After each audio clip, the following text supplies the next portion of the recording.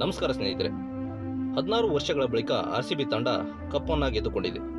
ಈ ಸಂತಸವನ್ನು ಸಾಕಷ್ಟು ಆರ್ಸಿಬಿ ತಂಡದ ಅಭಿಮಾನಿಗಳಿಗೆ ಮತ್ತು ಕನ್ನಡಿಗರಿಗೆ ಹೇಳುತ್ತಿರೋದಾಗಿದೆ.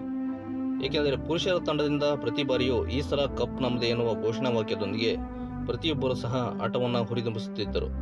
ಆದರೆ ಅದು ಆಗಿರಲಿಲ್ಲ. ಇಂದು ಮಹಿಳಾ ತಂಡದಿಂದ ಅದು ಸಾಕಷ್ಟು ಸಫಲವಾಗಿದೆ. ಈ ಮಹಿಳಾ ತಂಡದ ಗೆಲುವು ಪುರುಷರ ತಂಡದ ಕಪ್ಪನ್ನು ಗೆಲ್ಲುವುದಕ್ಕೆ ಅಡಿಪಾಯವನ್ನು ಹಾಕಿಕೊಟ್ಟಂತೆ ಕಾಣುತ್ತಿದೆ.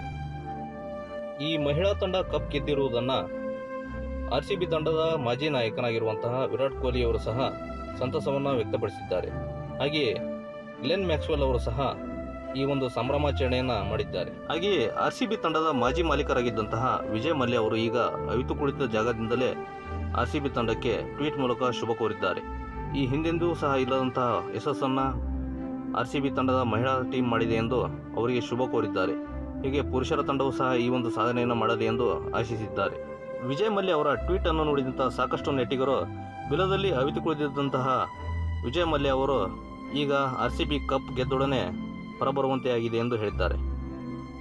ಹಾಗೆಯೇ ಕರ್ನಾಟಕ ರಾಜ್ಯದ ಮುಖ್ಯಮಂತ್ರಿಗಳಾಗಿರುವಂತಹ ಸಿದ್ದರಾಮಯ್ಯನವರು ಸಹ ಮಹಿಳಾ ತಂಡ ಕಪ್ ಗೆದ್ದಿರುವುದನ್ನು ಸಾಕಷ್ಟು ಸಂತಸ ವ್ಯಕ್ತಪಡಿಸಿದ್ದಾರೆ ಮತ್ತು ಅವರಿಗೆ ಶುಭ ಕೋರಿದ್ದಾರೆ.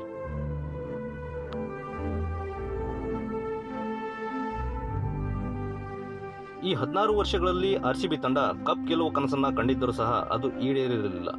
ಇಂದು ಸಣ್ಣ ಮಟ್ಟಿಗೆ ಮಹಿಳಾ ತಂಡ ಅದನ್ನು ಈಡೇರಿಸಿದೆ. ಆದರೆ ಅಭಿಮಾನಿಗಳಿಗೆ ಪುರುಷರ ಆರ್ಸಿಬಿ ತಂಡ ಕಪ್ ಗೆದ್ದರೆ ಗಲ್ಲಿಗಳಲ್ಲಿ ಮನೆಗಳಲ್ಲಿ ಹರ್ಷೋದ್ಗಾರವನ್ನು ಹೇಳುತ್ತಿರೋದು.